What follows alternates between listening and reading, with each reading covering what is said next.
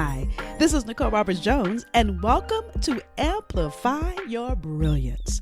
What I know for sure is that one of life's greatest gifts will meet you when you go after your more.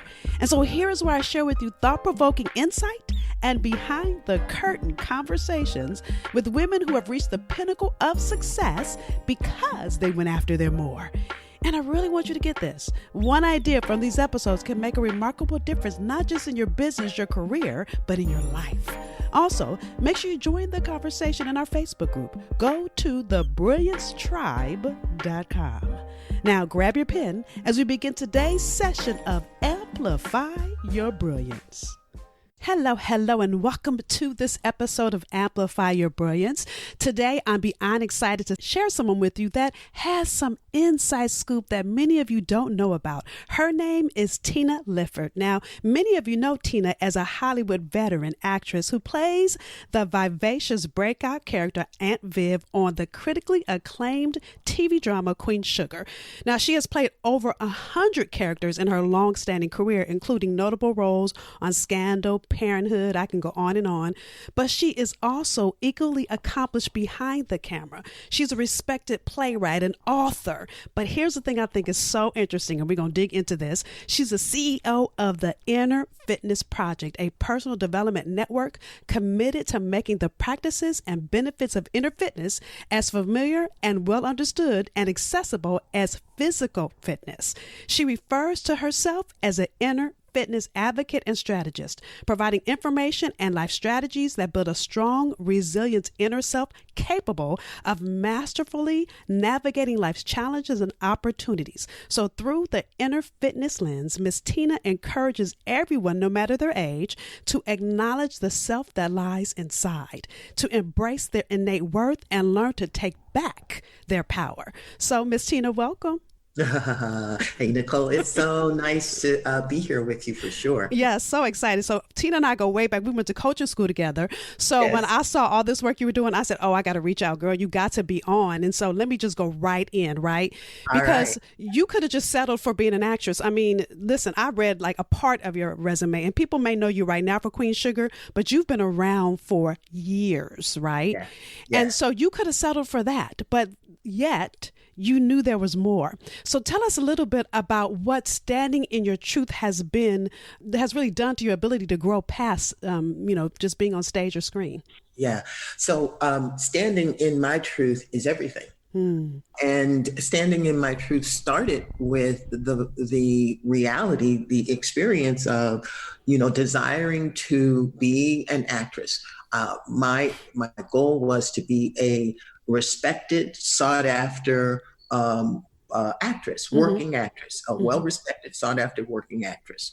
And I had in the 5th grade, debilitating stage fright, where literally in front of the entire student body, I froze so terribly that I became a cardboard figure of myself. And a male teacher had to come to center stage and literally pick me up in order to get me off the stage. That's how frozen I was. Wow. And so standing in my truth meant that I had to, at some point, truly acknowledge and take ownership of these two things inside of me. I had this desire, and then I had this experience that was standing in the way of or threatening my ability to achieve that desire. Right.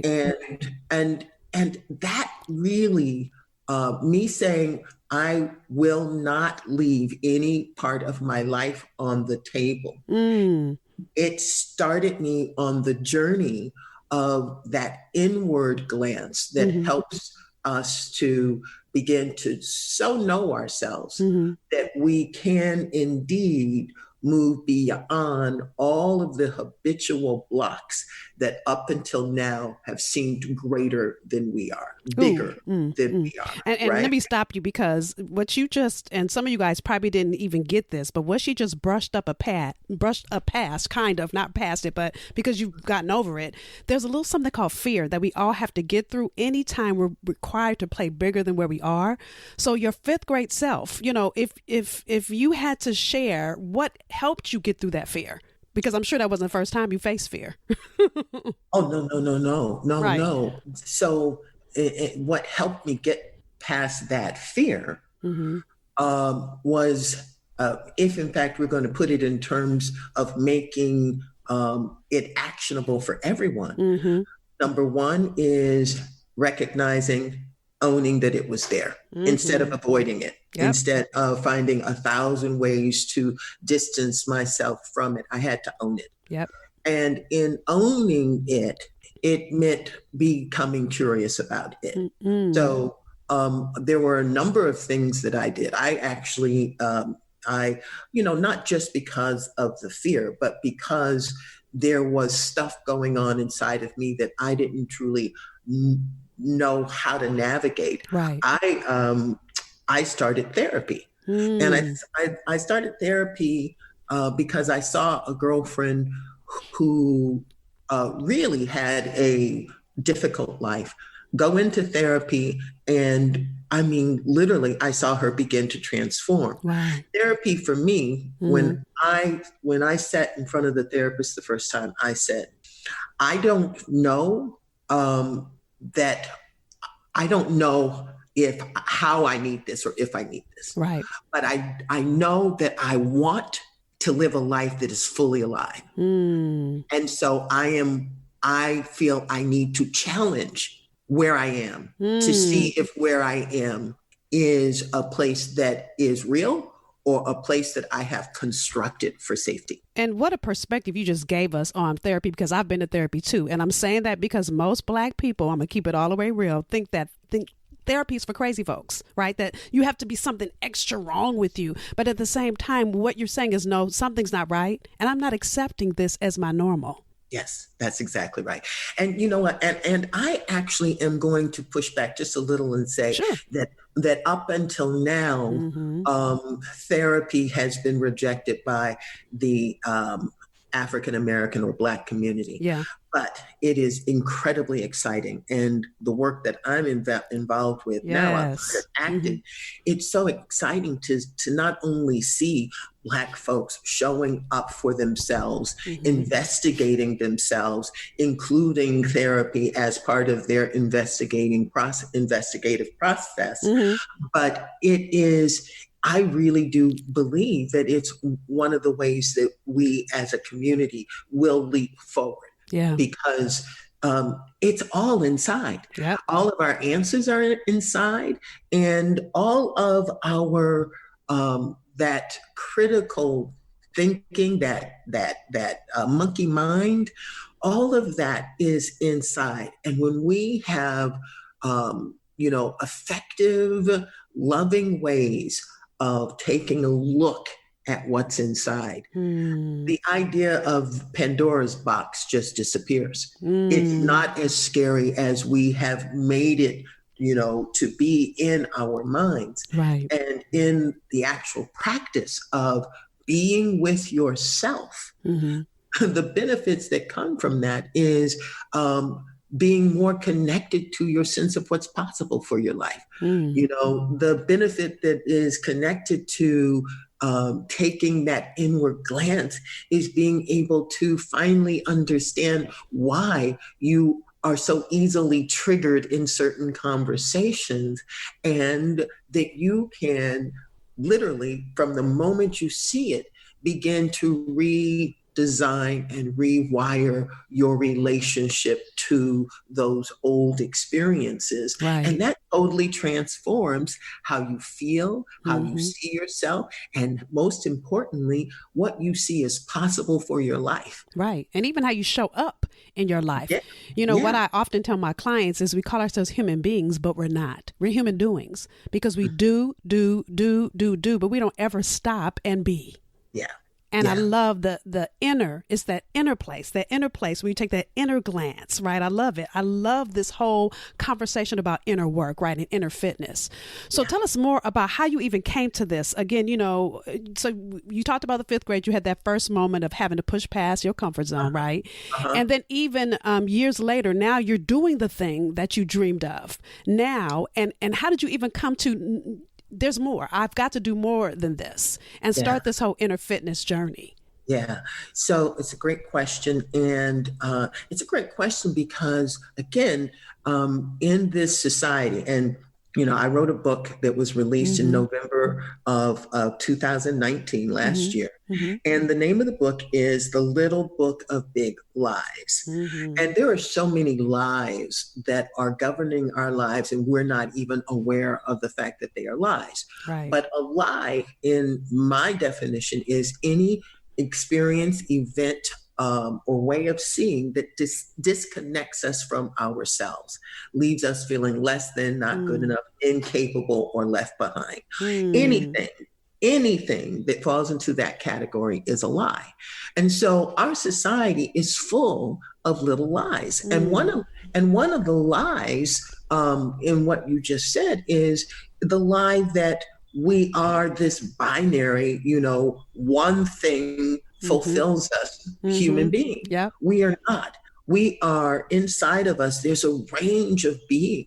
And inside of me, yes, there is, and I hope until I die, there is this part who loves acting, who loves being able to bring characters to life. Right. There is also this part who really loves exploring the human condition. And I have gotten so much of myself, I, pulled so much of myself back from lies and it has been such a fulfilling process that it just, everything in me pushed to make this more accessible for other people and to do it in a way where other people could find this inward glance stuff actionable and become a proactive way that they could navigate and strengthen their resilience and sense of themselves in the same way that they get up and go to a workout for an hour, to strengthen their abs or, their any other part of their body, Right. And so something was pushing me, Nicole.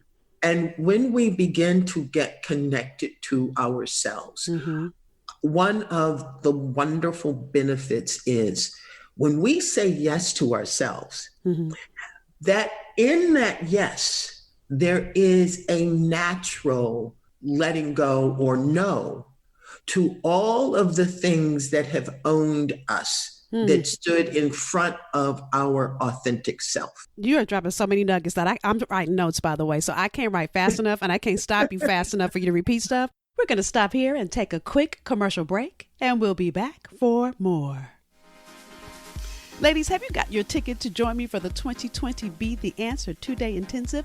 Well, this year we're going virtual. That's right. You can join me from the comfort of your home. Learn more and register at betheanswerevent.com. So this event is filled with other women just like you on a mission for more. See, whether that more is to get clear on how your intellectual property can and should produce your paycheck, or to start your business alongside your 9-to-5, or maybe to generate multiple streams of income in your current business, or anything in between, you need to join us. See, Be the Answer is an event where I give you the tools you need to create and sustain a business that you're passionate about, all while showing you how to generate multiple streams of income. Log on to betheanswerevent.com and register. Listen, it's me and you for the 2 days where I give you the step-by-step action you need to move your business into real profit right now. I can't wait to serve you. So say that one more time. So saying when no. we say yes to ourselves. Yes. Implied in that yes is a number of ways that we begin to say no to the things that have blocked our authentic self. And that's so good. And I'm saying that because I know for me, when I stopped being just a doer and started saying, let me be with me. And I remember reading this book. This was like in 1993. And the first assignment the book gave me, and I don't remember the name of the book, told me to go to dinner by myself. No problem, right? So I did that a couple times. And then it said, take yourself to dinner on a Friday night by yourself. I was like, you mean when people are out on a date, I got to go by myself, right? And so once I got through the initial judgment, not by anybody else, but myself, that I would be by myself, right? I began to love being and spending time and just delving into me and learning all the things that have stopped me, all the things that have hindered me, all the things that people have placed in me that I chose to say yes to. So I love that you're saying this, right? So even in your own journey, right, in your own experience, it's like, what did you have to push past to say yes to you in this newness? Yeah. So, and it's not what did I have to push past? When we understand, and in my book, The Little Book of Big Lies. Right. By the way, tell them where to get it, because you said it twice, so I want to make sure they go get it. Yeah. I'll have to tell you that I wrote The Little Book of Big Lies with an intention that has been fulfilled. And that is that every single page would add value to someone's life. Yes. And I wrote a book that I wish had existed when I was trying to navigate to the life that I am living now. Yeah. And so the reason I mentioned The Little Book of Big Lies is that in The Little Book of Big Lies, I talk about the surviving self, the thriving self, and the infinite self. And when we understand that all of us, if you are a human being, then you have this range of self inside of you. And the surviving self literally is, it has had 500 million years of nervous system development that is operating inside of you. And so the notion that you are in worry, doubt, and fear, that always looking for what's wrong, keeping your eye on the problem, all of that is normal, natural, and necessary for the surviving self. The problem is that our brains and our capacity as human beings has grown. And most people are still letting the surviving self, the warrior, the opposition, the opponent, the person who stands in opposition to life, letting that part of self dominate your thinking and your way of being and responding in the world. And what we want to do is to begin to make more room for the thriving and infinite self. And as we make more room for the thriving and infinite self, this is what happens. The surviving self, which absolutely, it literally, our subconscious registers everything and uses everything to dictate our safety. And literally, the surviving self is interested mostly and foremost in everything that has already happened and that it already knows. Because even if that is uncomfortable to you, the person, or the surviving self, it is strategic and smart for it to keep its eye on all of that stuff, all of those problems, because we have already proven that we can survive, meaning physically survive everything that we have already experienced. What we don't know that we can survive is the stuff that is outside of that experience. And the surviving self is not interested in your happiness. The surviving self is interested in your physical safety. That's it. Just getting by. It's like when I think of survival, I think of just getting by. You just do enough to exist. And it can be that and so much more. It can be that and let's see, surviving in terms of finances, you know, that totally makes sense. But when you think about surviving in terms of your identity, you know, that you will do anything and everything to keep how you currently believe, keep how you currently see yourself in place, because that's who you know. And anything outside of that becomes, potentially dangerous because you don't know what's out there. Right. And so we are surviving our egos. We are surviving our finances. We are surviving our beliefs. That's so deep. If we find ourselves in worry, doubt, blame, shame, judgment, we are in survival mode. That is so deep. It's so deep. And even to get beyond that means that we have to risk it all to gain it all. It means that we've got to push past that kind of that hidden barrier that's keeping us in survival mode. Yeah. And because we are so conditioned for survival in so many ways, I am going to rephrase the idea of risk it all to gain it all. That is a term that what you've said is absolutely accurate. But to the surviving self, that is terrifying. Right. Uh-huh. And so what I would say instead is that to the degree that we can begin to think about what's possible, every idea of possibility begins to corral the surviving self. Every idea of hope and enthusiasm and curiosity, love, generosity, all of those surviving self instincts that live in us, when we activate them, meaning literally in the midst of your surviving self being in action, switch to curiosity, switch to a sense of possibility. And you don't even have to have inside of you a real sense that this other thing is possible. Right. You can have a curiosity about your possibility. And then be willing to jump out and try the possibility. Yeah.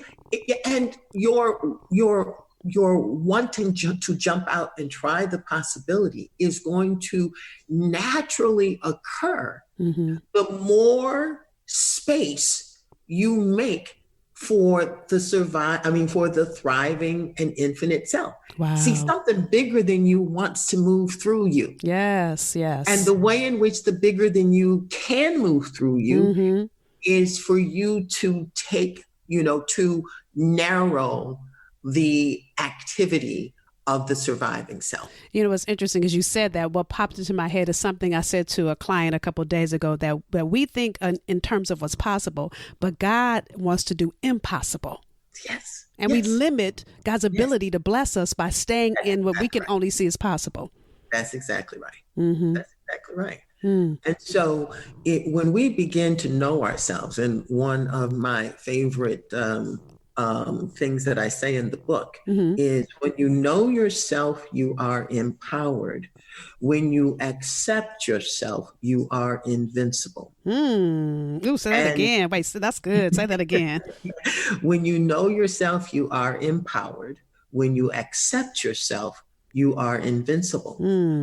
And what that means is that when you know yourself, there is absolutely nothing bigger than the essence of you. And when you accept all of it, your fear, your story, your, however life moves through you, you're no longer at war with it, which means that warring space, just think about the tension that comes with war.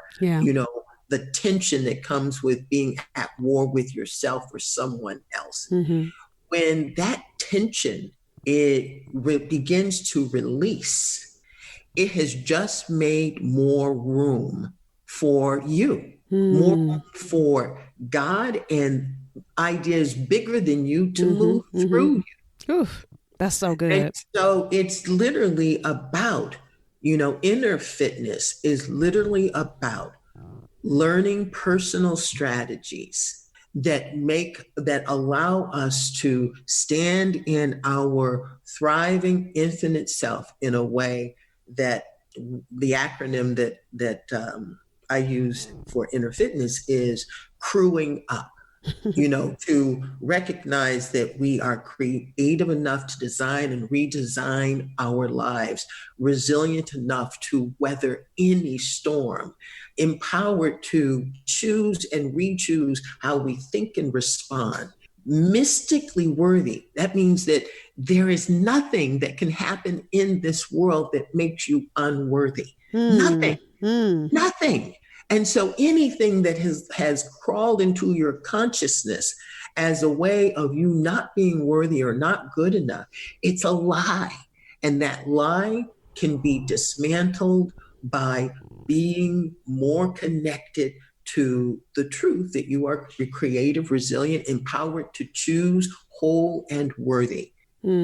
Just let that, as you are standing in front of a challenge, let that be what meets or comes to mind. Right. I am creative enough to design and redesign this moment, resilient enough to stand in the discomfort, empowered to choose and re-choose how I'm seeing it. And I can always see it in terms of my true self being mystically worthy and undeniably whole. Oof. Right? Oh my goodness, that is so good. Crewing up, right? So yes. You've given us so much. Listen, I've been writing notes. It's like, I don't even think I've been asking you questions like I should, because I've been writing notes for my own self, selfishly, right? Because this is good. So one, I want to end with giving women 3 things they can do now to crew up, right? You've given a lot, but just 3 quick things, even if she's just starting her journey. And then after that, tell everyone where they can get your book. Okay, fantastic. So if in fact you want to begin the crewing up, you can join me on Wednesdays, free for Wellness Wednesdays. Seriously, because Wellness Wednesday is this conversation in depth. And here's the most important thing for you to do. Want it. Want more from your life for your life. Because if you really want it, everything inside of you is going to move you into a position where you will begin to hear podcasts like this. You will pick up books like The Little Book of Big Lies and thousands of others. You will pick up the phone and be in a conversation, and in that conversation have a aha moment. Wanting it is the start of everything. Yes. Everything. Yes. And then I will leave you with up until now and from this point forward. Up until now, your life has been whatever it's been. From this point forward, it can be better. Oof. It can change. Yes. And for you to, in the midst of your roadblock, in the midst of your old thinking, stop and say, up until now, that's how it's been. But from this point forward, it can be better. It can change. You don't even have to know what that better looks like. You don't even have to know how to make the change possible. But if you meet your day with a desire to be more, to be a greater opening for life and bigger possibilities to move through you, then every time you come to a stopping point or a mental block, you acknowledge this is how it's been up until now, but from this point forward, it can change. It can be better. Ooh, that's so good. Your next book needs to be up until now. I'm just saying, because there. Well, actually, that whole concept is in The Little Book of Big Lies, and you can purchase The Little Book of Big Lies. It's out of Harper Collins. And that whole story is how that book came to be published. Literally, Harper Collins called me. And, a book that I had self-published years earlier got into someone's hands at Harper Collins. And not only was it published, it is making a difference in the world. So everything that we do has value when we know that we have value. Right. And then the last thing I'd love to share is, follow me on across social media at Tina Lifford. And if you go to my website at www.tinalifford.com, what you will see is literally hour-long workouts where we hop on a Zoom call and literally spend an hour in workouts not physical workouts like you do with yoga or exercise, but workouts where you are using your journal, and we are in a process that I offer for a number of things. We've got about 10 workout opportunities on the website that you can choose from. So good. And, just check us out and see whether or not we are a place where you can begin to realize your thriving self. Yes, get your inner fitness on. And then you said that you have Wellness Wednesdays. And where do they find that? Yeah, and Wellness Wednesday, you'll see it on the website as well. And Wellness Wednesdays, we hop on Zoom for an hour from 6 p.m. Pacific, until 7. And it is, I call it the midweek check-in, where no matter where you are in your life, that Wednesday helps you to reset, to reaffirm, to expand, and you do so in community. Sharing is non-compulsory, but the way in which these women show up for one another is, it's truly, truly enlightening, gratifying, and, join us. Well, this whole conversation has allowed all of us, if I might say on behalf of every woman listening, to reset, reaffirm, and expand. So thank you for everything you are, everything that you're doing for all of us. I so appreciate you. Oh, I appreciate you too, Nicole. Thanks so much for having me. Thank you for joining us for this episode of Amplify Your Brilliance. Now, I want you to walk away from these sessions with value, so answer either one or all three of these questions. Number 1, what was your greatest takeaway? Number 2, what will you do different as a result of what you heard? See, you may have heard something you've already heard, or you may have learned something new. Either way, don't take the insight that was shared with you for granted. So commit to doing one thing different as a result of what you heard. Number 3, what was confirmation for you? What did you hear that confirmed you're on the right path? See, I want you to take a moment and celebrate you. Too often in our journey, we focus on what we're not doing and we forget to celebrate what we are doing. So I want you to share with us something that showed you that you're on the right path. Now again, share. Share either answer number 1, what was your greatest takeaway? Number 2, what will you do different? Or number 3, what was confirmation for you? And share it in our Facebook community. Go to thebrilliancetribe.com and use the hashtag Amplify Your Brilliance. See, each experience we encourage, support, and celebrate as a community. It allows us to expand in possibility and wisdom, in encouragement and love. Now, we've invited you into this community to deepen our journey with being the answer somebody needs and being committed to your next level. So until the next time, be extraordinary, be unapologetic, be bodaciously you, go and amplify.